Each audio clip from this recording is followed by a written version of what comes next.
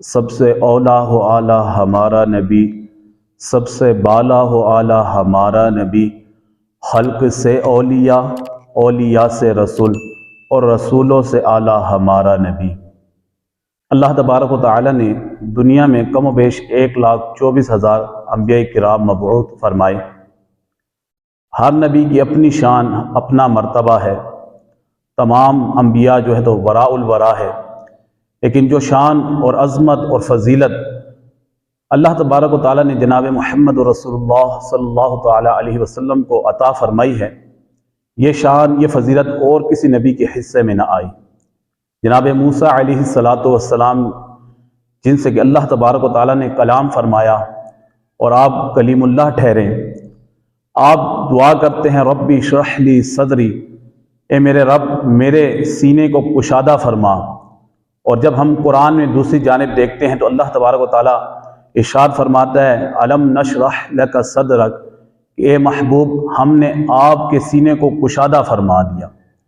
ایک طرف تو ہم دیکھتے ہیں کہ سورہ اعراف میں جناب موسیٰ علیہ السلام کوہ طور پر جاتے ہیں، اللہ تبارک و تعالیٰ سے ہم کلام ہوتے ہیں، تو اللہ تبارک و تعالیٰ سے عرض کرتے ہیں کہ اے مالک اپنا آپ مجھے دکھا، میں تجھے دیکھنا چاہتا ہوں۔ تو اللہ تبارک و تعالیٰ ارشاد فرماتا ہے کہ اے موسیٰ لن ترانی، تو ہرگز مجھے نہیں دیکھ سکتا۔ پھر اللہ تبارک و تعالیٰ ارشاد فرماتا ہے کہ اے موسیٰ میں اپنے انوار و تجلیات میں سے ایک تجلی اس پہاڑ پہ ڈالتا ہوں، اگر یہ پہاڑ اپنی جگہ پر قائم رہا تو عنقریب تو مجھے دیکھ لے گا۔ اب ہوتا کیا ہے، قرآن اس بات پر شاہد ہے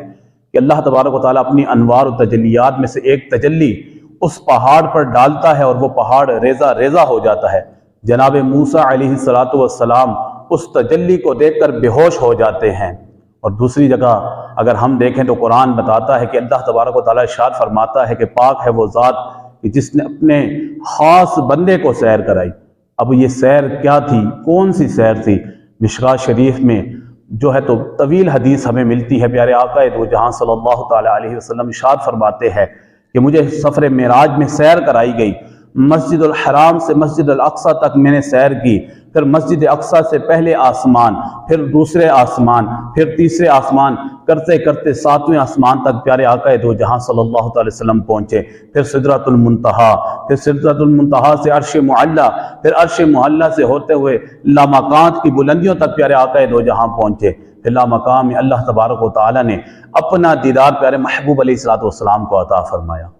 ایک طرف جناب کلیم اللہ ہے، جناب موسیٰ ہیں جن کو کہا جا رہا ہے لن ترانی، اے موسیٰ تو مجھے ہرگز نہیں دیکھ سکتا۔ جناب موسیٰ تجلی دیکھتے ہیں، بے ہوش ہو جاتے ہیں، پیارے آقا دو جہاں صلی اللہ علیہ وسلم پورے رب کی ذات کو دیکھ آتے ہیں، لیکن پھر بھی صحیح سلامت لوٹ آتے ہیں۔ سیدی اعلیٰ حضرت نے کیا خوب ارشاد فرمایا، کس کو دیکھا یہ موسیٰ سے پوچھے کوئی، آنکھ والوں کی ہمت پہ لاکھوں سلام۔ یہ پیارے آقا علیہ السلام کی شان ہے، عظمت ہے کہ اللہ تبارک و تعالیٰ نے اپنا دیدار آپ کو عطا فرمایا۔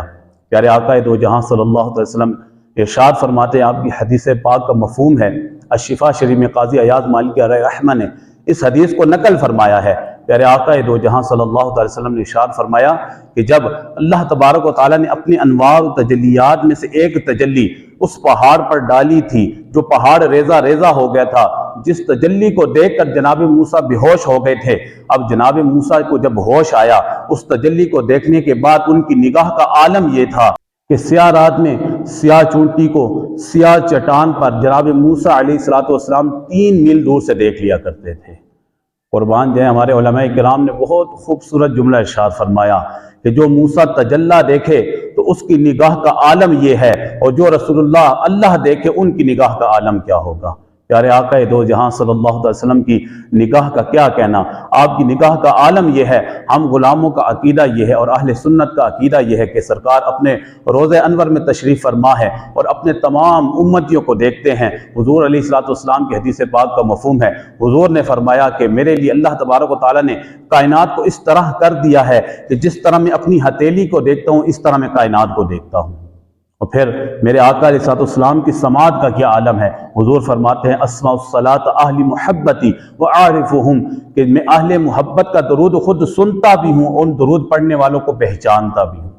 قربان جائے ہمارے آقا کی شان کیا وراء الورا شان ہے، یقین جانے کہ حضور کی شان جیسی شان کسی کو عطا کی ہی نہیں گئی۔ اور ہمارا جو امتی ہونے کا یہ فرض ہے کہ ہم حضور علیہ الصلوۃ والسلام کی شانوں میں شک نہ کریں۔ حضور علیہ الصلوۃ والسلام کی شان جہاں پر آئے اور ہم سوچنے لگتے کہ یہ حدیث صحیح ہے یا ضعیف ہے، یہ حدیث صحیح ہے یا ضعیف ہے، ہم ان باتوں میں پڑ جائیں، نہ بلکہ ہونا کیا چاہیے کہ جب حضور علیہ الصلوۃ والسلام کی شان سامنے آ جائے تو ہم اپنے سروں کو جھکا لیں اور حضور علیہ الصلوۃ والسلام کی اس شان کو اپنے سینے سے لگا لیں۔ یہ ایک امتی کا فرض بنتا ہے کہ حضور سے نقص نہ نکالے، بلکہ حضور علیہ الصلوۃ والسلام کی محبت کے چرچے کرے، حضور علیہ الصلوۃ والسلام سے محبت کا اظہار کرے۔ سرکار دو عالم صلی اللہ تعالی وسلم کا فرمان عالی شان ہے کہ محبت کی 3 نشانیاں ہیں۔ پہلی نشانی یہ ہے کہ انسان بہرا ہو جاتا ہے، دوسری نشانی یہ ہے کہ